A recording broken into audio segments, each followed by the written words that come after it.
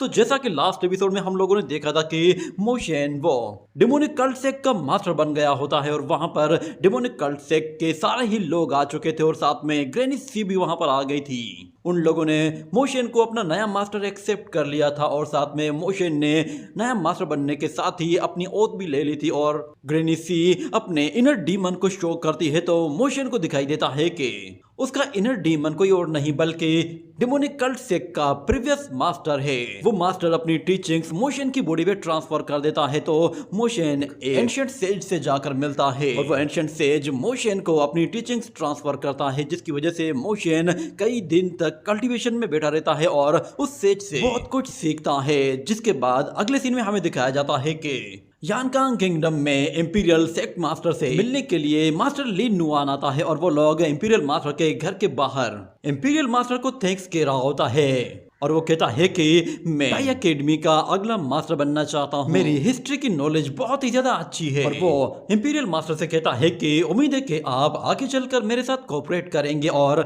मुझे भी टीच करेंगे। मैं अपनी बाकी की लाइफ इंपीरियल एकेडमी के लिए गुजार दूंगा, चाहे फिर उसके लिए मुझे अपनी जान भी देनी पड़े तो भी मैं दे दूंगा। ये कहने के साथ वो लोग दोबारा से उसके आगे झुकते हैं और दूसरी तरफ हमें दिखाया जाता है जनरल किन को। वो अंदर जाता है और मास्टर को कहता है कि इंपीरियल एकेडमी से एक खबर आई है, टाई एकेडमी का नया मास्टर ली नुआन है। ये सुनकर वो इंपीरियल मास्टर कहता है कि ली नुआन वो तो इस पोजीशन के लिए क्वालिफाइड है ही नहीं, ना ही उसके पास इतनी नॉलेज है कि वो इस पोजीशन को संभाल सके। मगर खैर ये मसला मेरा नहीं, इसीलिए मैं इस पर ज्यादा बात नहीं करूंगा। अगर मैंने इस मैटर में कुछ कहा तो शायद एम्परर को बुरा लग जाएगा और मुझे भी अच्छा फील नहीं होगा। मगर तुम जाओ और जाकर एम्परर को बता दो कि हेवनली डीमन कल्ट ने अपना एक नया मास्टर सिलेक्ट कर लिया है। और जहां तक बात हेवनली कल्ट सेक्ट के फाउंडर की है तो उसके बारे में कुछ भी कहने की कोई जरूरत नहीं। ये सुनकर जनरल किन तो वहां से चला जाता है और दूसरी तरफ हमें दोबारा से मोशन को दिखाया जाता है। वो हेवनली कल्ट सेक्ट का मास्टर बन चुका होता है तो वो सबसे पहले 360 हॉल के लिए एक स्कूल बनाता है ताकि उनकी अगली जनरेशन को वहां पर टीच किया जा सके। ये देखकर मास्टर उस पर बहुत ज्यादा खुश होता है क्योंकि मोशन ने आते साथ ही सबसे पहले एक अच्छा काम ये किया कि उसने डिमोनिक कल्ट सेक्ट की अगली जनरेशन को ज्यादा स्ट्रॉन्ग बनाने के लिए एक स्कूल बना दिया था। और मास्टर उससे कहता है कि मुझे पता है तुम्हें तोड़फोड़ करना बहुत ज्यादा पसंद है और तुमने स्कॉलर रेजिडेंस में बहुत ज्यादा तोड़फोड़ भी की थी, मगर वो यानकांग किंगडम था और ये हमारा लिंग माउंटेन है, कोशिश करना कि यहाँ पर कोई भी चीज टूटनी नहीं चाहिए। तो मोशन कहता है कि मुझे चीजों को तोड़ना पसंद नहीं, मैं ऐसा कभी नहीं करता। तो मास्टर कहता है मैं जानता हूँ, जब तुम टाई एकेडमी में आए थे तो उस दिन तुमने तोड़फोड़ करने की शुरुआत कर दी थी और तुमने सिर्फ 8 दिनों के अंदर ही पूरी टाई एकेडमी को सर पर उठा रखा था।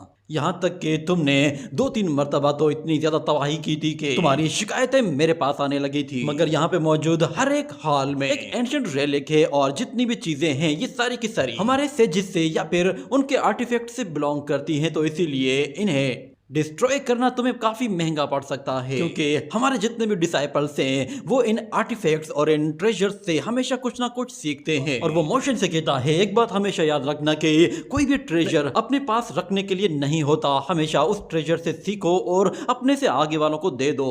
मास्टर जैसे ही वहां से जाने लगता है तो मोशन कहता है कि प्लीज मास्टर रुक जाइए, पर मास्टर कहता है अब जुदा होने का वक्त आ गया है। हम लोग चाहे एक दूसरे को कितना भी मिल ले मगर अब हमें एक दूसरे से दूर जाना ही होगा, हम एक दूसरे के साथ अब और ज्यादा नहीं रह पाएंगे। पर मोशन कहता है सिर्फ एक मिनट रुकिए, आप सफर पर जा रहे हैं, मेरे पास आपके लिए कुछ ट्रेजर्स हैं, ये अपने साथ ले जाइए। ये कहने के साथ ही मोशन मास्टर के हाथ में ट्रेजर्स थमाता जाता है और मास्टर से कहता है ये कुछ पैसे भी रख लीजिए, ये सफर में आपके काम आएंगे। और उसके साथ वो जेट बोटल्स और हीलिंग मेडिसिन और उसके अलावा भी बहुत कुछ मास्टर को दे देता है, जिस पर मास्टर खुद भी हैरान हो जाता है। और मोशन मास्टर की पसंद की सारी चीजें उसके हाथ में थमाता जा रहा था, जिसके बाद वो सब कुछ छोड़कर मास्टर को जोर से गले लगा लेता है, जिस पर सब लोग हैरान हो जाते हैं। और मास्टर खुद भी बिल्कुल हक्का बक्का रह गया था। मोशन बिल्कुल इमोशनल हो गया था और वो मास्टर से कहता है कि प्लीज मास्टर अपना ख्याल रखिएगा। ये देखकर वो मास्टर भी काफी ज्यादा खुश होता है कि मोशन उसे काफी लाइक करता है। और फाइनली उसके जाने का टाइम हो जाता है तो मोशन उसे हमेशा के लिए अलविदा कहता है, जिसके बाद मास्टर वहां से फौरन से निकल जाता है, मगर उसके वहां से जाते ही अचानक उन लोगों को एक और आवाज सुनाई देती है।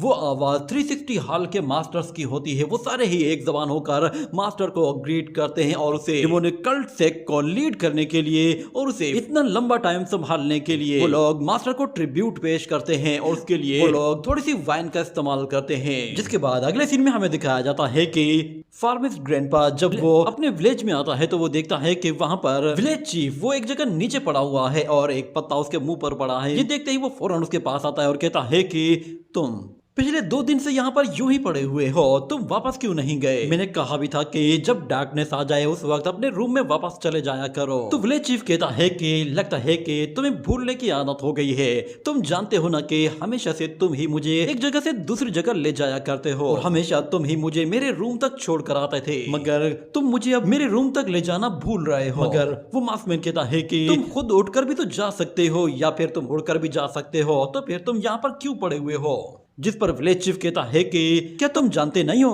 कि मेरे हाथ और पैर नहीं हैं? ये सुनते ही वो मास्कमैन तो गुस्से में पागल हो जाता है और कहता है कि क्या मजाक है, तुम ऐसे वॉरियर हो जिसकी कल्टीवेशन हेवन लेवल की है, यहाँ तक कि डार्कनेस भी तुम्हें कुछ नहीं कर पाती और तुम यहाँ पर एक मजलूम बनने का नाटक कर रहे हो। मगर विलेज चीफ कहता है कि पिछले 2 दिनों से शायद मैं थोड़ा सुस्त हो गया हूँ, इसीलिए मैं मूव नहीं कर पा रहा, ये मेरा फॉल्ट है। और दूसरी तरफ हमें दिखाया जाता है कि डेमोनिक कल्ट सेक्ट का वो मास्टर दाशु में विलेज चीफ से मिलने के लिए आता है, जिसे देखकर विलेज चीफ कहता है कि मेरे दोस्त तुम इतना दूर से मेरे पास मिलने के लिए आए हो, सब खैरियत तो है ना? लगता है कि शायद तुमने अपने कंधों से बोझ उतार दिया है और तुम अब शायद रिटायरमेंट ले रहे हो। तो मास्टर भी उन लोगों को वहां पर ग्रीट करता है और उसके साथ सीन कट हो जाता है। दूसरी तरफ हमें मोशन को दिखाया जाता है, वो एक एंशिएंट पेंटिंग को देख रहा होता है और कहता है कि उस वुड कटर सेंट ने मुझे ये पेंटिंग दी है और कहा है कि मुझे ग्रैंड यूनिफिकेशन टेक्निक को अपने आप से ही रियलाइज करना होगा और जितने भी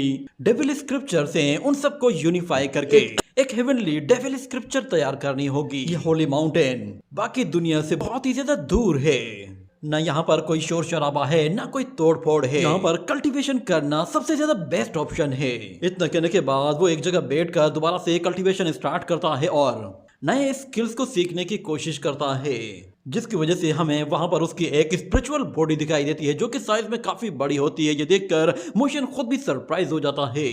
मगर यहाँ पर वो रुकता नहीं है, वो दोबारा से सोर्ड स्किल्स को यूज करने के लिए फिर से एक वुडन सोर्ड का यूज करता है और उसके साथ वो नए सोर्ड स्किल्स को प्रैक्टिस करता है, क्योंकि वो अब डेमोनिक कल्ट सेक्ट का मास्टर बन चुका है। तो उसके पास डेमोनिक कल्ट सेक्ट की टॉप की टेक्निक्स होती हैं जिन्हें वो अब सीखने की कोशिश कर रहा होता है। देखते ही देखते वक्त गुजरता जाता है और मोशन वो बुक्स के जरिए नई नई टेक्निक्स को सीखने की कोशिश कर रहा था ताकि वो आगे चलकर न सिर्फ डेमोनिक कल्ट सेक्ट को डिफेंड कर सके बल्कि अपने डिसेबल ग्रैंडपा की हेल्प कर सके। यहाँ पर लिंगर उसकी मदद कर रही होती है और मोशन कई दिन से कल्टीवेशन कर रहा था, मगर वो लिंगर उसके लिए खाना जमा कर रही होती है। और दूसरी तरफ ग्रैंड प्रीस्ट वो विलेज चीफ से कह रहा होता है कि मैंने पिछले सैकड़ों सालों में बहुत सारे डिसाइपल्स को ट्रेन किया है, मगर जहां तक बात आपके लड़के की है वो एक एक्स्ट्रा ऑर्डिनरी डिसाइपल है। और अच्छी बात यह है कि वो एक ओवरलोड बॉडी के साथ पैदा हुआ है। मैंने उसे पहचानने में शायद गलती कर दी है। मुझे ये बात तो माननी ही पड़ेगी कि आपकी नॉलेज मुझसे ज्यादा है और आपने उस ओवरलोड बॉडी को पहचान लिया था। ये सुनते ही वो दोनों ग्रैंडपास हंसना शुरू कर देते हैं और कहते हैं कि लगता है हमने डेमोनिक कल्ट सेक्ट के मास्टर को बेवकूफ बना दिया है। ये सुनकर वो मास्टर भी हैरान हो जाता है और वो ग्रैंडपा उसे बताते हैं कि लगता है शायद आपको गलतफहमी हुई है, ओवरलोड बॉडी जैसी कोई चीज नहीं है, मगर क्योंकि मोशन के पास ऐसी फिजिकल बॉडी है जो कि बहुत ज्यादा चीजों को एडॉप्ट कर लेती है, तो शायद आप लोगों को ऐसा लग रहा होगा कि ये सब कुछ ओवरलोड बॉडी की वजह से हो रहा है। और दूसरी तरफ से मोशन वो ग्रेट यूनिफिकेशन टेक्निक को सीखने की कोशिश कर रहा था और उसके साथ साथ वो पोर्टल बनाने की टेक्निक को भी सीख रहा था, जिस पर वहां पे मौजूद जितने भी सेक्ट मास्टर्स होते हैं वो सारे ही परेशान होते हैं कि आखिर होली मास्टर वो एक साथ इतनी टेक्निक्स को कैसे सीखेंगे, क्योंकि ग्रेट यूनिफिकेशन टेक्निक और साथ में पोर्टल टेक्निक्स को सीखने के लिए ग्रेट मैथमेटिकल स्किल्स होने चाहिए और हमारा होली मास्टर वो बिल्कुल यंग है, शायद इसके लिए ये टेक्निक सीखना बहुत ज्यादा मुश्किल हो सकता है। मगर हमें दिखाया जाता है मोशन वो उस टेक्निक को सीखने की कोशिश कर रहा होता है और जैसे ही वो एक पोर्टल बनाता है तो वो वहां से फौरन से गायब हो जाता है, जिस पर वहां पे मौजूद जितने भी किंग लेवल के होली मास्टर्स होते हैं वो सारे ही हैरान हो जाते हैं कि आखिर इस लड़के ने इतना जल्दी ये कैसे सीख लिया। मगर वहां पर एक जोरदार धमाका होता है और उन्हें दिखाई देता है कि मोशन वो टेलीपोर्ट होने के बाद सीधा एक घर के अंदर ही जा गिरा था, जिसकी वजह से उसने पूरे घर को ही डिस्ट्रॉय कर दिया था। ये देखकर वो लोग कहते हैं कि ये तो हमारा 16th फिनिक्स पवेलियन हॉल है। वो लोग मोशन से कहते हैं कि प्लीज मास्टर इन चीजों को तोड़िए, और वो लोग उसे कुछ समझा पाते इससे पहले ही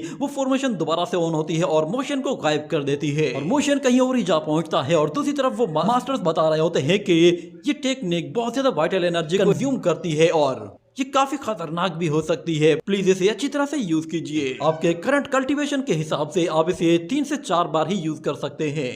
अगर बीच में ही आपकी एनर्जी खत्म हो गई तो फिर आप टेलीपोर्टेशन में कहीं फंस जाएंगे या फिर किसी ऐसी जगह जाकर गिरेंगे कि जहां से आपको चोट लग सकती है। मगर मोशन उन लोगों की बात नहीं मानता और हमें दिखाया जाता है कि वो कंटिन्यूसली उस टेक्निक को सीखने के लिए एक के बाद एक ट्राई करना शुरू करता है और वहां पर हमें फिर बहुत ज्यादा तोड़फोड़ दिखाई देती है। इससे लग रहा था कि जैसे वो बार बार फेल हो रहा है और बार बार वो किसी न किसी हॉल को डिस्ट्रॉय कर रहा है। और एक बार तो वो एक ऐसी जगह से निकलता है कि जहां नीचे कुछ भी नहीं होता और सीधा वो पानी में जा रहा होता है और पानी के अंदर बहुत ही खतरनाक मछलियां उसे खाने के लिए तैयार होती हैं। ये देखते ही वो तीनों ही एल्डर्स उसे बचाने के लिए फौरन उसकी तरफ कूदते हैं, मगर इससे पहले कि वो एल्डर्स उस तक पहुंच पाते मोशन दोबारा से वहां से गायब हो जाता है और वो एल्डर सीधा उन मछलियों की तरफ चले जाते हैं। दूसरी तरफ मोशन टेलीपोर्ट होकर वापस से ऊपर की तरफ आ जाता है और कहता है कि अच्छा तो मुझे अब समझ में आया कि खुद को टेलीपोर्ट करने के लिए पहले मुझे अपनी पोजीशन को लॉक करना होगा कि मुझे कहां टेलीपोर्ट होना है। दूसरी तरफ वो एल्डर्स जैसे ही बाहर आते हैं तो मोशन उन मछलियों से उन एल्डर्स को बचाते हुए उन मछलियों का काम तमाम कर देता है। और वो एल्डर्स कह रहे होते हैं कि होली मास्टर के पास एक नेचुरल ओवरलोड बॉडी है जिसके जरिए वो इस टेक्निक को बहुत ही आसानी से सीख सकते हैं और उन्होंने काफी जल्दी इसे मास्टर भी कर लिया है। और दूसरा मास्टर कहता है कि हमारे फाउंडर को भी बिल्कुल भी आइडिया नहीं होगा कि मोशन इतना ज्यादा काबिल होगा। ये कहने के साथ ही ये सीन यहीं पे ही कट हो जाता है। अगले सीन में हमें दिखाया जाता है दोबारा से ग्रैंड प्रीस्ट को वो विलेज चीफ से कह रहा होता है कि अच्छा तो ये बात है, हम लोग जिसे ओवरलोड बॉडी समझ रहे हैं वो एक नॉर्मल बॉडी है। मगर विलेज चीफ कहता है कि मोशन अभी भी अपनी उस ओवरलोड बॉडी पर बिलीव करता है। यही वजह है कि उसने ग्रेट जीनियस और बहुत सारे टैलेंटेड लोगों को हरा दिया है। मोशन ने 3 डान गोंग टेक्निक को सीखा है जो कि बॉडी स्ट्रेंथ को बहुत ज्यादा बढ़ा देती है। ये टेक्निक बहुत ही ज्यादा पुरानी है और एंशिएंट टाइम से ही लोग इसे परफॉर्म करते आ रहे हैं। ग्रैंड प्रीस्ट उससे कहता है कि 3 डान गोंग टेक्निक तो मैंने भी सीखी है मगर मैं कभी भी अपनी ट्रू बॉडी को एक्टिवेट नहीं कर पाया। कहीं ऐसा तो नहीं है कि 3 डान गोंग टेक्निक डार्कनेस से भी पहले की है। वो विलेज चीफ से कहता है कि मुझे बताइए कि आखिर ये लड़का आया कहां से है। तो विलेज चीफ उसे बताता है कि ये वरी फ्री लैंड से आया है। ग्रैंड प्रीस्ट कहता है मुझे बता सकते हैं कि ये विलेज कहां पर है। तो विलेज चीफ कहता है अगर तुम इसमें इंटरेस्टेड हो तो फिर आज रात में तुम्हें वरी फ्री लैंड लेकर जाऊंगा और हम लोग योंगजियांग रिवर के सोर्स के साथ ही उसका पता लगाने की कोशिश करेंगे। दूसरी तरफ हमें दिखाया जाता है मोशन वो कल्टीवेशन करते हुए हर एक चीज डिस्ट्रॉय कर रहा था और साथ में वो उस एंशिएंट ट्री की तरफ जा रहा था। तो वो तीनों एल्डर उसके सामने खड़े हो जाते हैं और कहते हैं कि प्लीज इस ट्री को डिस्ट्रॉय मत करना, ये हमारे लिंग माउंटेन का सीक्रेट ट्री है। मगर मोशन फौरन से उसी स्टोन के ऊपर जाकर बैठ जाता है और वो मास्टर्स कहते हैं कि तो होली मास्टर ने ग्रेट यूनिफिकेशन टेक्निक को सीख लिया है। और यहाँ पर मोशन वो जैसे ही आंखें खोलता है तो वो उन लोगों से कहता है कि हेवनली किंग्स आप लोग कब आए। तो वो किंग्स आकर कहते हैं कि यंग मास्टर आप अपने नेचर को फॉलो करते हुए प्रैक्टिस कर रहे हैं, इसी को ही डाओ कहते हैं। आपने एक सेल्फलेस डाओ कल्टीवेशन शुरू कर दी है जिस पर हम आपसे बेहद खुश हैं। तो मोशन कहता है कि हेवनली किंग्स आप लोग बहुत अच्छे हैं। और फिर वहां पर वो लिंगर आती है और वो अपने साथ कुछ खाना लेकर आई थी। वो मोशन से कहती है कि आप जरूर भूखे होंगे, आपको कुछ खा लेना चाहिए। वो मोशन के लिए कुछ अजीब सी चीज लेकर आई थी जिसे देखकर वहां पे मौजूद हेवनली किंग्स वो हंसना शुरू कर देते हैं। और एक मास्टर कहता है कि ये फ्रूट असल में प्रीवियस होली माइडान ने ही उगाया था। प्रीवियस होली माइडान का सुनकर मोशन कहता है अच्छा तो ये मेरी ग्रैंड माँ ने उगाया था। जिस पर बीच में मौजूद मास्टर लू कहता है कि ये एक ग्रेट लिंगजी मशरूम है जिसे मेडिसिन के लिए यूज किया जाता है और इसे मेडिसिन किंग हॉल को दिया गया था। वैसे ये किसी और को दिया जाने वाला था मगर होली मास्टर इससे अपनी बॉडी को नॉरिश कर सकते हैं। ये सुनकर लिंगर अपना मुंह दूसरी तरफ कर लेती है क्योंकि वो ये चीज कहीं से चुरा कर लाई थी तो अब उसे शर्मिंदगी होने लगी थी। और मोशन कहता है कि मुझे अभी अभी याद आया कि हेवनली मेडिसिन एकेडमी में मैंने अभी तक कुछ भी नहीं सीखा है, मैं वहां पर जाकर कुछ सीखना चाहता हूँ और उसके लिए मुझे आज यहाँ से निकलना होगा। ये सुनने के बाद वो मास्टर्स एक दूसरे की तरफ देखते हैं और फिर वो मोशन से कहते हैं कि हम लोगों ने तो सोचा था कि हम आपको यहाँ पर कुछ दिन और रुकने का कहेंगे, मगर क्योंकि आपकी स्टडी भी काफी ज्यादा इंपॉर्टेंट है तो इसीलिए हम आपको ज्यादा फोर्स नहीं करेंगे। आप प्लीज अपनी स्टडी कंटिन्यू रखिए, इसके लिए हम आपको हर तरह की फैसिलिटी प्रोवाइड करेंगे। मोशन जैसे ही वहां से जाने लगता है तो वो सारे ही किंग्स कहते हैं कि प्लीज यंग मास्टर्स यहाँ पर आते रहा करिए। तो मोशन कहता है हाँ जरूर आऊंगा।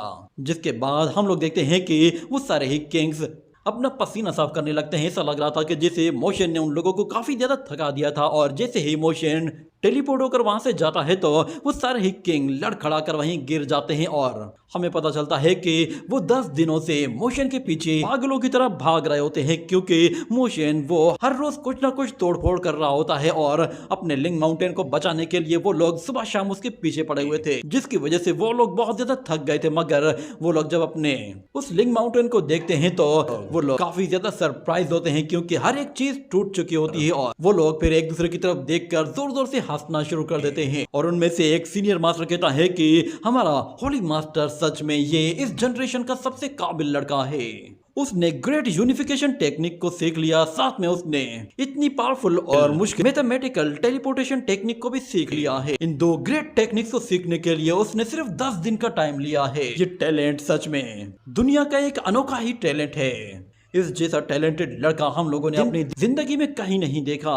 मगर वहां पे मौजूद एक दूसरा मास्टर कहता है कि हाँ ये लड़का एक टैलेंटेड और लाखों में एक है, मगर जहां तक बात यानकांग किंगडम के उस इंपीरियल मास्टर की है वो मोशन की तरह ही एक जीनियस है और कहा जाता है कि उस जैसा जीनियस सिर्फ 500 साल में एक बार ही पैदा होता है। मगर मास्टर लू कहता है कि ऐसा जरूरी नहीं है, हमने सिर्फ मोशन की कुछ ही टेक्निक्स देखी है, हो सकता है कि उसे और भी बहुत कुछ पता हो और शायद आगे चलकर वो और भी बहुत सारी सुप्रीम टेक्निक्स को परफॉर्म करे। मेरी तो अब एज भी ज्यादा हो चुकी है, शायद मैं मोशन को वो सब कुछ करता हुआ ना देख पाऊं, मगर मैं दोबारा से अपने सेक्ट की ग्लोरी वापस आते हुए देखना चाहता हूं। और एक दूसरा मास्टर वो दूर देखते हुए कहता है कि हमारा होली कल्ट गुआ प्रोविंस तक पहुंच चुका है, मगर सुनने में आया है कि वहां पर आजकल यानकांग किंगडम और दूसरे सेक्ट्स के बीच में लड़ाई चल रही है। इतने में उन लोगों को याद आता है कि मोशन भी उसी डायरेक्शन की तरफ गया है। जिसके बाद अगले सीन में हमें दोबारा से मोशन को दिखाया जाता है, वो फिर से उसी पोर्टल टेक्निक के जरिए काफी स्पीड के साथ आगे जा रहा होता है और उसे आगे जाते ही कुछ आवाज सुनाई देती है। वो फौरन से अपनी 9 हेवन आई को एक्टिवेट कर देता है, जिसके बाद वो ऊपर आसमान में तलाश करने की कोशिश करता है कि किस चीज की आवाज आ रही है। उसे दिखाई देता है वहां पर कुछ शिप्स मौजूद हैं और उन शिप्स के अलावा भी वहां पर बहुत सारी कुछ ऐसी चीजें हैं जो कि मोशन क्लियरली नहीं देख पा रहा। मगर जब वो उन शिप्स के करीब जाता है तो उसे पता चलता है कि ये शिप्स यानकांग किंगडम की हैं और वो शिप्स क्योंकि बैटल शिप्स हैं तो इसका मतलब ये है कि वो लोग कहीं लड़ाई लड़ने के लिए जा रहे हैं। ये देखते ही मोशन फौरन से टेलीपोर्ट होकर उस शिप के अंदर आ जाता है, जिसकी वजह से उस शिप के ऊपर मौजूद जितने भी लोग होते हैं वो फौरन से अलर्ट हो जाते हैं और अपने अपने वेपन्स निकाल लेते हैं। यहाँ तक के उस शिप में लगे हुए वेपन्स भी अपने आप ही एक्टिवेट हो जाते हैं और बहुत सारे नाइफ उसकी तरफ आ रहे होते हैं। ये देखते ही मोशन फौरन से बुद्धा मल्टीपल हैंड्स को यूज करते हुए उन सारे के सारे नाइफ्स को बहुत ही आसानी से पकड़ लेता है। इतने में वो वॉरियर्स फिर अपनी सोर्ड्स लेकर उसके सामने आकर खड़े हो जाते हैं, जिसके बाद मोशन अपने उन मल्टीपल हैंड्स के साथ उन नाइफ को होल्ड किए हुए होता है, मगर जैसे ही वो अपने वेपन्स नीचे फेंक देता है तो एक वॉरियर अपने शिप में मौजूद चीफ से कहता है कि यहाँ पर कोई अनजान बंदा आ गया है, पता नहीं ये कौन है। तो फिर उन लोगों का चीफ कहता है कि तुम बेफिक्र हो जाओ, शायद ये बंदा भी हमारे साथ कैपिटल सिटी की तरफ जाना चाहता है, मगर गुआ प्रोविंस से कैपिटल तक जाने के लिए इसे पैसे देने पड़ेंगे। अगर ये हमें 100 गोल्डन कॉइन्स देता है तो फिर इसे अपने साथ ले चलो। ये कहने के साथ ही वहाँ मौजूद एक वॉरियर कहता है कि ये दिखने में तो अमीर नहीं लगता, इसके पास इतने कॉइन्स कहाँ से आएंगे। मगर वो चीफ मोशन से कहता है कि यहाँ पे सिचुएशन काफी खराब चल रही है और ऊपर से आए दिन यहाँ पर किसी न किसी की डेथ होती है, इसीलिए तुम सोच लो, या तुम हमारे साथ चलो या फिर उस खतरे को खुद से फेस करके आओ। अगर तुम हमें पे करते हो तो फिर तुम्हारी प्रोटेक्शन की जिम्मेदारी हमारी होगी और हम तुम्हें सेफली यानकांग कैपिटल तक ले जाएंगे। और फिर एक दूसरा वॉरियर कहता है कि इसे देखकर तो ऐसा नहीं लगता कि ये किसी अमीर फैमिली से होगा, आखिर ये इतने पैसे देगा कहां से। इतने में हुआलिंगर कहती है कि ये लोग तो पैसे के भूखे हैं। ये कहने के साथ ही वो पैसों की एक पोटली उस चीफ की तरफ थ्रो करती है तो वो कॉइंस को उछाल कर उन्हें काउंट कर लेता है और वो फौरन से मोशन की इस डील से खुश हो जाता है और हमें दिखाया जाता है वो चीफ फिर मोशन को पकड़कर अपनी कुर्सी पर बिठाता है और वो लोग उसे हवा देते हैं और उसकी खिदमत करना शुरू कर देते हैं और कहते हैं कि तुम यहाँ पर कंफर्टेबल तो हो ना, तुम हमारे गेस्ट हो, इसीलिए जो कुछ चाहिए तुम हमें बताओ। और फिर अगले सीन में हमें दोबारा से एक स्नेक वॉरियर को दिखाया जाता है। वो एक डार्क रूम में किसी को इन्फॉर्म करने के लिए आता है और बताता है कि मेरे फादर के एक सेक्रेटरी ने इंपीरियल अकेडमी को विजिट किया है और पता चला है कि टाई अकेडमी का नया मास्टर ली नुआन है। उसके आने के बाद हम लोगों ने गोवा प्रोविंस में 3 जगहों पर अटैक किया है और सुनने में ये भी आया है कि एम्परर यानफेंग वो खुद से अपने कुछ पावरफुल कल्टीवेटर्स को उस लड़ाई में भेज रहा है। ये कहने के बाद वहां पे मौजूद वो दूसरा बंदा कहता है कि फौरन से मेरा ऑर्डर सब तक पहुंचा और उन्हें कहो कि सब लोग साउदर्न बॉर्डर पर इकट्ठे हों। जिसके बाद सीन कट होता है और हम लोग दोबारा से मोशन को देखते हैं। वो अभी भी उसी फ्लाइंग शिप में एक जगह खड़ा होकर पीछे देख रहा होता है और वो इंपीरियल मास्टर के बारे में कहता है कि उसने जानबूझकर ये लड़ाई ज्यादा लंबे टाइम तक चलने दी है। दूसरी तरफ हमें नीचे दिखाया जाता है कि कोई चीज नीचे रास्ते में मौजूद लोगों को खत्म कर देती है और वहां पे हमें बहुत सारे बर्ड्स दिखाई देते हैं जिनके साथ एक लेडी भी होती है और वो उस शिप का पीछा कर रही थी। जैसे ही वो बर्ड उन लोगों को दिखाई देते हैं तो ऊपर शिप में मौजूद एक बंदा कहता है कि 3 वंडर फोर्ट से इंसेक्ट आर्मी आ रही है, इसीलिए फौरन से अपनी पोजीशन चेंज करो और अपनी स्पीड बढ़ाओ। ये कहने के साथ शिप में मौजूद जितने भी लोग होते हैं वो सारे के सारे अपने अपने काम पर लग जाते हैं और उस शिप की स्पीड को बढ़ाने के लिए और काउंटर अटैक करने के लिए अपनी अपनी पोजीशन संभाल लेते हैं। कुछ ही देर के अंदर उस शिप में भगदड़ सी मच जाती है और सब लोग यहाँ वहां भाग रहे होते हैं। इतने में हमें दिखाया जाता है कि बहुत सारे ब्लैक बर्ड्स वो तेजी से उस शिप की तरफ आगे बढ़ रहे होते हैं। मोशन जब ये देखता है तो उसे समझ में आ जाता है कि ये किसी न किसी सेक्ट से बिलोंग करते हैं और देखते ही देखते उस शिप में वो सारे के सारे बर्ड्स घुस जाते हैं और ऊपर मौजूद लोगों को चुन चुन कर मारना शुरू कर देते हैं। और मोशन जैसे ही उन बर्ड्स को आते देखता है तो वो फौरन से बुचर नाइफ निकालते ही उसके साथ फायर टेक्निक यूज करते हुए उन बर्ड्स को जलाना शुरू कर देता है। मगर वो बर्ड्स तो हजारों में होते हैं और मोशन अकेला उन सबको नहीं हैंडल कर सकता। वो बर्ड्स हर जगह लोगों को मार रहे होते हैं और किसी के पास कोई आइडिया नहीं होता कि उनसे किस तरह निपटा जाए। मोशन उस बुचर नाइफ के जरिए सिर्फ इतनी पावरफुल टेक्निक यूज कर पा रहा था कि वो अपने आसपास के लोगों को बचा पा रहा था, मगर ये टेक्निक इतनी पावरफुल नहीं थी कि वो सब लोगों को बचा सके। और ऊपर से वो इंसेक्ट लेडी वहां पे मौजूद और भी ज्यादा बर्ड्स को भेजती है और मोशन जब इतने ज्यादा बर्ड्स को आते हुए देखता है तो वो फौरन से सन शाइनिंग टेक्निक को यूज करता है, जिसके साथ हम लोग वहां पर एक जायंट सन देखते हैं और उससे निकलने वाली हीट वेव्स और आग के गोले इतने ताकतवर होते हैं कि वो वहां मौजूद बर्ड्स को जलाना शुरू कर देते हैं। ये देखते ही उस शिप का वो चीफ कहता है ये स्वॉर्डमैन शिप सच में लाजवाब है। इतना कहने के बाद वो वाइन पीता है और जैसे ही एक फूंक मारता है तो उसके मुंह से बहुत ज्यादा आग निकलती है और उसके साथ हम लोग एक फायर फिनिक्स बर्ड को देखते हैं जो कि वहां मौजूद बर्ड्स को जलाना शुरू कर देता है और हर जगह आग लग जाती है। और वो चीफ फिर मोशन से कहता है कि मेरा नाम फेन युनशाओ है और मैं यू फैमिली से बिलोंग करता हूँ। तो मोशन भी उससे कहता है कि मैं इंपीरियल अकेडमी से बिलोंग करता हूँ। मगर हमें दिखाया जाता है कि उस शिप के पीछे अभी भी बहुत सारे बर्ड्स होते हैं और वो लड़की शायद अब और भी ज्यादा बड़ा अटैक करने वाली थी। इसी के साथ ही ये एपिसोड यहीं पे ही एंड हो जाता है।